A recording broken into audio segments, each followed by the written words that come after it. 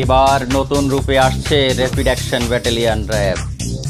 দেড় যুগ পর খাগড়াছড়ির গুইমারাতে ওয়াদুদ ভূঁইয়ার সম্প্রীতি সমাবেশ। আপনারা দেখছেন আজাদী নিউজ সংবাদ শিরোনাম।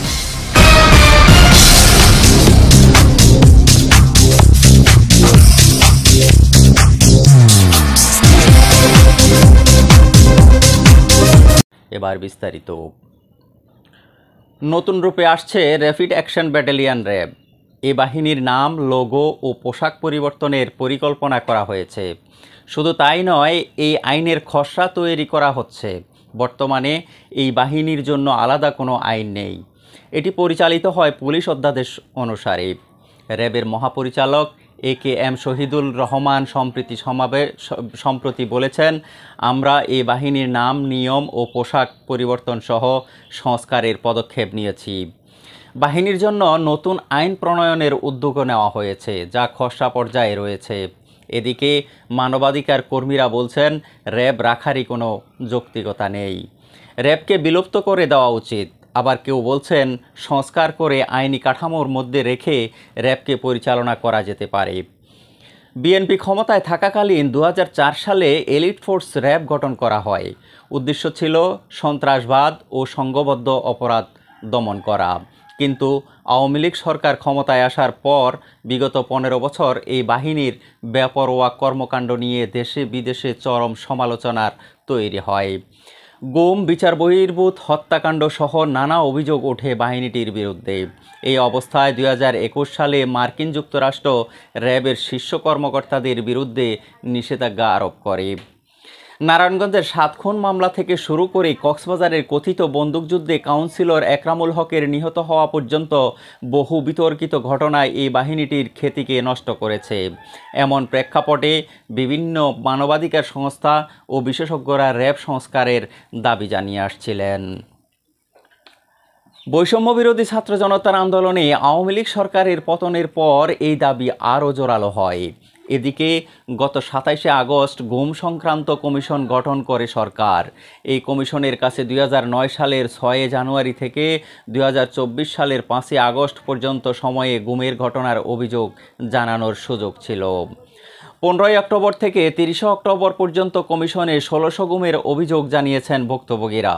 এসব অভিযোগের মধ্যে কমিশনে 400 অভিযোগ বাছাই করা হয়েছে, যার মধ্যে 172টি গুমের অভিযোগে র্যাবের সংশ্লিষ্টতা পায়। এছাড়া সিটিটিসির বিরুদ্ধে 37টি, ডিজিএফআই এর বিরুদ্ধে 26টি, ডিবির বিরুদ্ধে 55টি, পুলিশের বিরুদ্ধে 25টি ঘটনার প্রমাণ পায়। কমিশন সূত্র জানিয়েছে, র্যাবের বিরুদ্ধে এই গুমের অভিযোগ বেশি। সুপ্রিম কোর্টের সিনিয়র আইনজীবী জেডাই খান পান্না বলেন, র্যাব সংস্কারের কোনো প্রয়োজন নেই। এই বাহিনী গঠন করা হয়েছিল বিচার বহির্ভূত হত্যাকাণ্ড সংগঠিত করার উদ্দেশ্যে।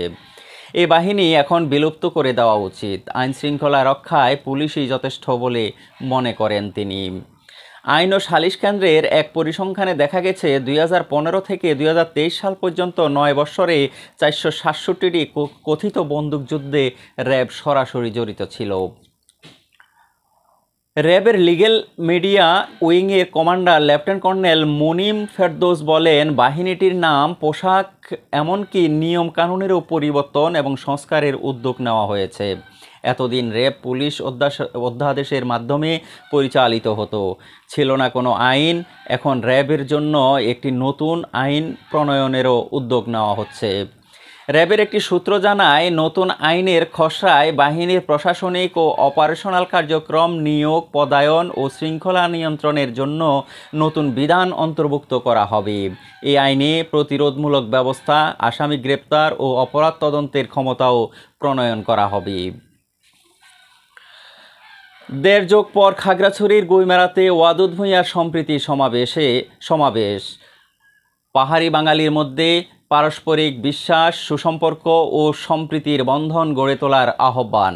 পাহাড়ি বাঙালি ও পারস্পরিক বিশ্বাস, সুসম্পর্ক ও সম্প্রীতির মাধ্যমে পার্বত্য এলাকায় স্থায়ী শান্তি আসবে।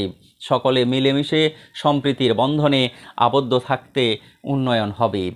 মানুষের ভাগ্যের পরিবর্তন হবে। বৃহস্পতিবার বিকেলে গুইমারা উপজেলা বিএনপি কর্তৃক আয়োজিত শান্তি সম্প্রীতি সমাবেশে এসব কথা বলেন খাগড়াছড়ির সাবেক সংসদ সদস্য, পার্বত্য চট্টগ্রাম উন্নয়ন বোর্ডের চেয়ারম্যান, বিএনপির কেন্দ্রীয় সহ কর্মসংস্থান বিষয়ক সম্পাদক ওয়াদুদ ভূঁইয়া।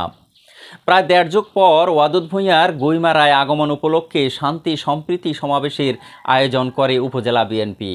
গুইমারা উপজেলা বিএনপির সভাপতি সাইফুল ইসলাম সোহাগের সভাপতিত্বে উপজেলার কাশেম মার্কেটে অনুষ্ঠিত সমাবেশে জেলা বিএনপির সিনিয়র সহসভাপতি প্রবীণ চন্দ্র চাকমা, সাধারণ সম্পাদক এম.এন. আফসার, যুগ্ম সাধারণ সম্পাদক অ্যাডভোকেট মালেক মিন্টু, অনিমেষ চাকমা রিঙ্কু, সাংগঠনিক সম্পাদক আব্দুর রব রাজা, জেলা স্বেচ্ছাসেবক দলের সভাপতি সাগর নোমান অন্যান্যদের মধ্যে বক্তব্য রাখেন। এ সময় জেলা ও উপজেলা বিএনপি, যুবদল, ছাত্রদল, কৃষক দল সহ বিএনপির অঙ্গ ও সহযোগী সংগঠনের নেতাকর্মীরা উপস্থিত ছিলেন।